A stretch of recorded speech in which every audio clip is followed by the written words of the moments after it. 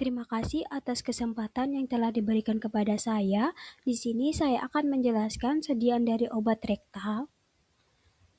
Nah, sebelum kita masuk ke dalam sediaannya, di sini kita harus mengetahui anatomi fisiologi dari rektal itu sendiri, di mana rektal ini memiliki panjang sekitar 15-20 cm dengan luas permukaan absorpsinya itu 200-400 cm, dan untuk volume cairannya itu sangat terbatas sekitar 3-5 mili.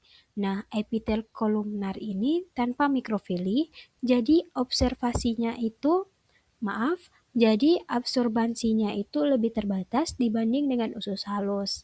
Nah, cairan yang bersifat viskos melakukan pertimbangan saat pendistribusi.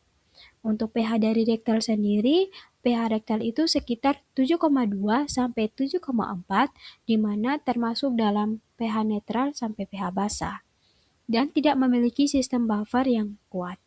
Untuk perubahan pH itu terjadi saat kondisi patologis seperti keadaan diare dan inflamasi.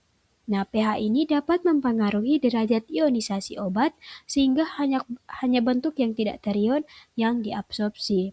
Jadi, penting untuk mendesain formulasi yang cocok. Nah, untuk mekanisme absorpsi dari obat itu, yang pertama itu adalah liberation atau pelepasan, di mana obat ini harus lepas dari bahan pembawanya atau dari basisnya. Terus, proses yang kedua adalah dissolution atau pelarutan, di mana obat yang sudah terlepas kemudian melarut dalam cairan rektal yang jumlahnya itu terbatas. Terus yang ketiga adalah permeation, di mana yang ketiga adalah permeation atau penembusan, di mana obat ini akan menembus membran mukosa rektum. Terus yang keempat adalah absorpsi, di mana obat itu akhirnya masuk ke dalam sirkulasi sistemik atau aliran darah. Nah, cara penembusan membrannya itu ada 3 cara, di mana yang pertama itu adalah difusi pasif atau cara penembusan membran yang paling utama, di mana obat itu akan berpindah dari konsentrasi yang tinggi ke yang rendah melewati lemak membran. Terus yang kedua adalah transportasi aktif, di mana obat itu membutuhkan energi atau ATP dan protein pembawa untuk melawan gradien konsentrasi. Terus yang ketiga adalah pinositosis, di mana membran akan menelan partikel obat, namun kontribusinya sangat kecil untuk obat biasa. Terus, apa saja faktor fisiologi yang dapat mempengaruhi, di mana faktor dari dalam tubuh pasien itu yang menentukan efektivitas dari obat tersebut. Nah, yang pertama itu adalah isi rektum, di mana isi rektum itu harus kosong, sehingga membuat area serap lebih luas dan isi rektum, di mana rektum itu harus kosong, di mana membuat area serap itu jauh lebih luas dan kontak obat dengan mukosa lebih optimal, di mana buang air besar atau enema sebelum pemakaian suppositoria itu sangat disarankan.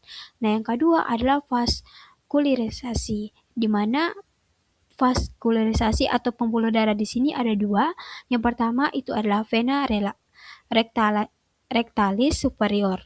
Nah, vena ini membawa obat ke hati, yaitu first pass effect yang tinggi, sehingga kadar obat aktif bisa berkurang secara drastis. Terus yang kedua adalah vena rectalis media dan inferior, di mana vena ini akan membawa obat langsung ke peredaran darah sistemik atau bypass hati, sehingga obat itu lebih efektif. Nah, pemasangan obat lebih rendah atau sekitar lebih kecil dari 2 cm itu membantu menghindari metabolisme di hati. Terus, apa saja faktor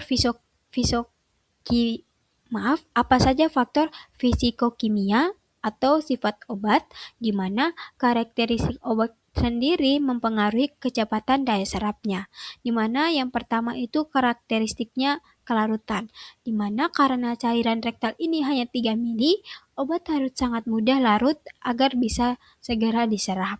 Terus yang kedua adalah koefisien partisi atau log P, di mana menunjukkan keseimbangan obat antara suka lemak dan air, sehingga angka optimal yang untuk absorpsi rektal itu adalah log P 1-3.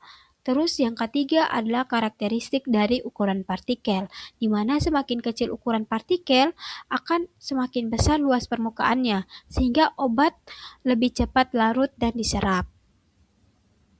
Nah, peran basis supositoria sendiri, di mana bahan pembawa obat atau basis ini menentukan laju pelepasan obat ke tubuh.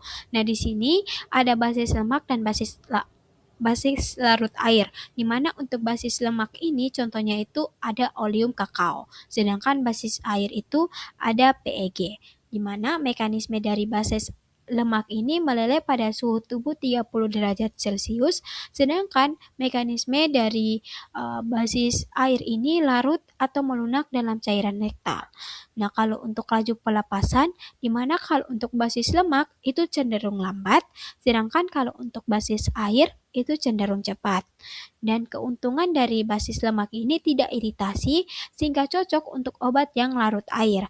Kalau untuk basis larut air ini, di mana stabil di suhu ruang dan bagus untuk obat yang suka lemak. Nah, kelemahan dari basis lemak ini adalah mudah meleleh saat disimpan di tempat yang panas. Kalau untuk kelemahan dari basis larut air, di mana dia itu bisa menarik air dari mukosa sehingga memicunya iritasi. Jadi sekian dari penjelasan saya. Terima kasih atas perhatiannya.